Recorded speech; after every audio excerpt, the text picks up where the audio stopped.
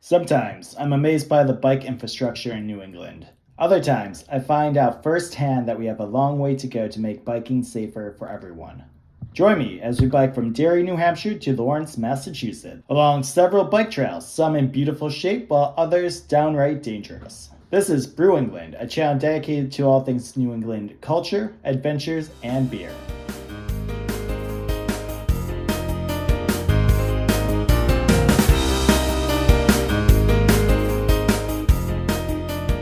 Sometimes, despite doing extensive research, conditions can either be better or worse than expected.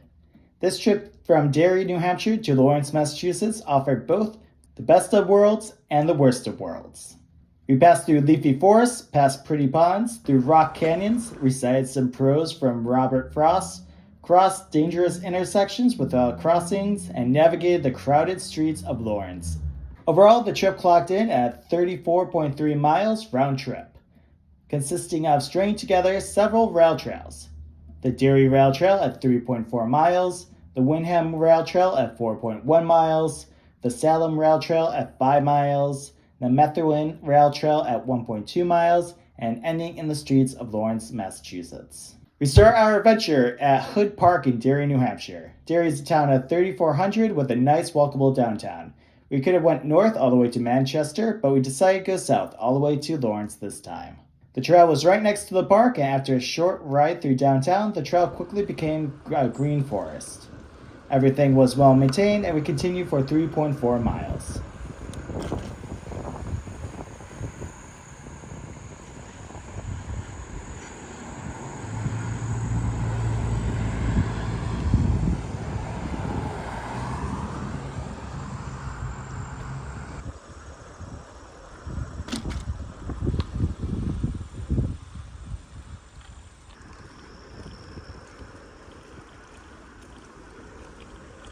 After an intersection, we entered the Windham portion of our ride. This was by far the highlight of the entire trip, with by far the best nature. Not only was this the longest segment between road sections, the trail was absolutely gorgeous, leading us through forests next to shimmering ponds and rivers, and through canyons of rock. Well done, Windham. Your section of trail is worth the trip by itself.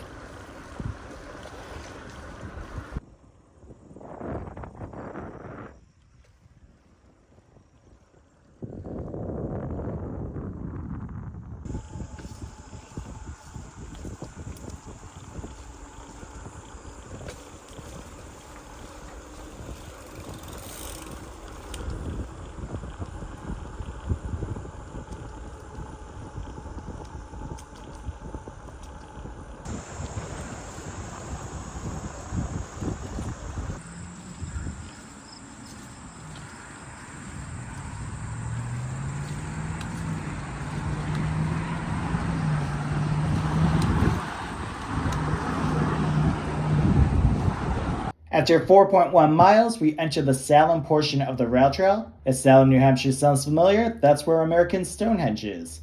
You can check out that video below. At first, Salem portion was nicely paved with proper crossings. However, about a mile in, you'll reach an intersection with the trail turning into gravel. This is where you should turn around. Do not continue onto the gravel portion unless you are okay with dangerous and non-existent crossings for high-volume mall access road and highway access ramps. Unfortunately, we didn't know the conditions, so we continued onto the gravel path. This section of trail follows the overhead high-capacity power lines running mostly parallel with North Broadway. Honestly, at first, it was smooth sailing. It wasn't as scenic as the other portions, but was functional.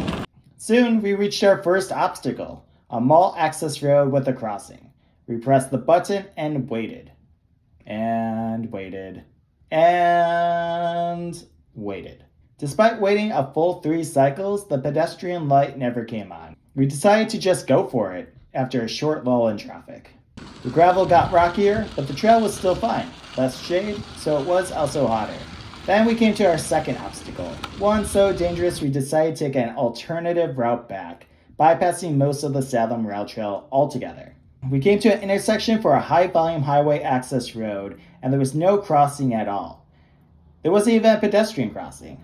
We waited until the traffic stopped, navigated the curb, and carefully crossed the street.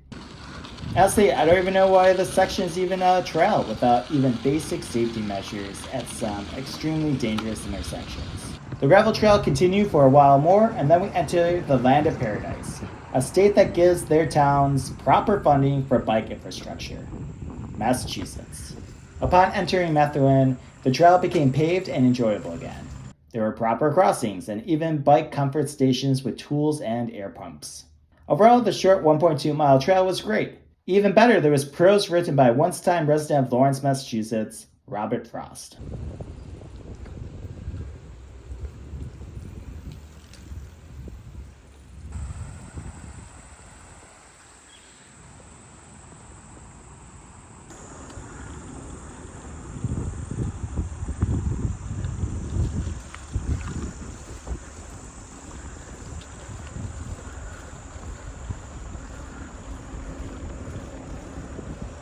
The trail continued into the city of Lawrence, and at first it was great. The trail was paved, and we got a great view of Lawrence as we cycled. Lawrence is a city with a population of 90,000 along the commuter rail line north of Boston. However, this bliss was short-lived as we experienced a section with a lot of trash and broken glass. The rail trail was going to end soon anyways, so we got off early and traveled down May Street. I thought this was going to be a quiet side street, but was a lot busier with cars than I would have liked. It was particularly dicey with cars backing out of parking spaces for shops lining the road. Ultimately, we wove our way downtown until we got to the North Canal and Mill District. We were on the edge of our seats the entire time. The narrow streets combined with the traffic made for a harrowing experience. So much so, we took an alternative route on our way back. WTF, Massachusetts. You can't at least extend the bike trail to the waterfront? I will say, riding through the mills was pretty fun, however.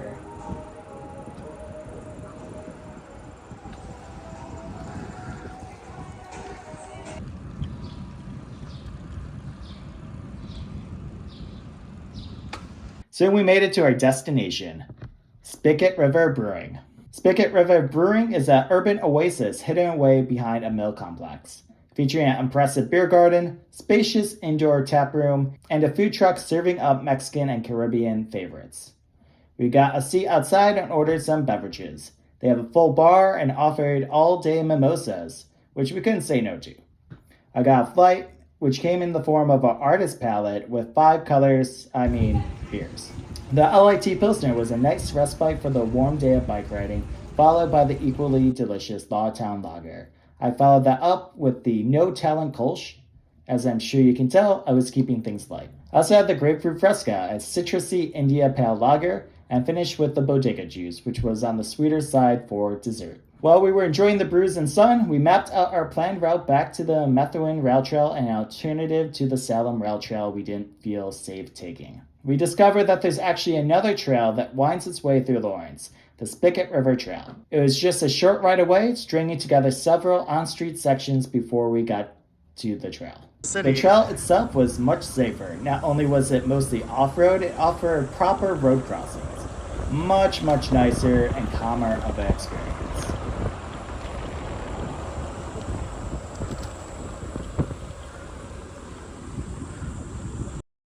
Once we made it to Broadway, we took it the rest of the way to the Methuen Trail. Broadway is a higher capacity road, but wasn't too congested when we biked it, with only 24 cars or so passing us. Thankfully, it was also wide, allowing passing cars to give us more room, and there were a lot of empty parking spots that gave us a nice buffer. It wasn't long till we made it to the Methuen Rail Trail, which once again was in immaculate condition.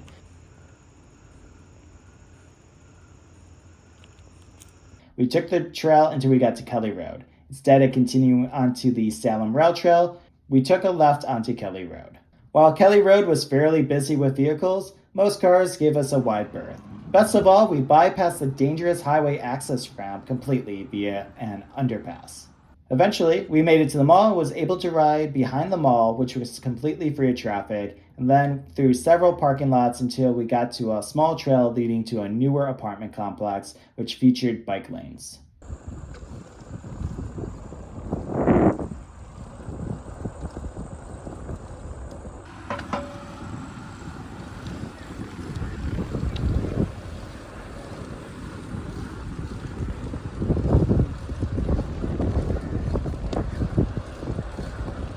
This led us back to the Salem rail trail, but bypassing the gravel section that lacked proper bike crossings.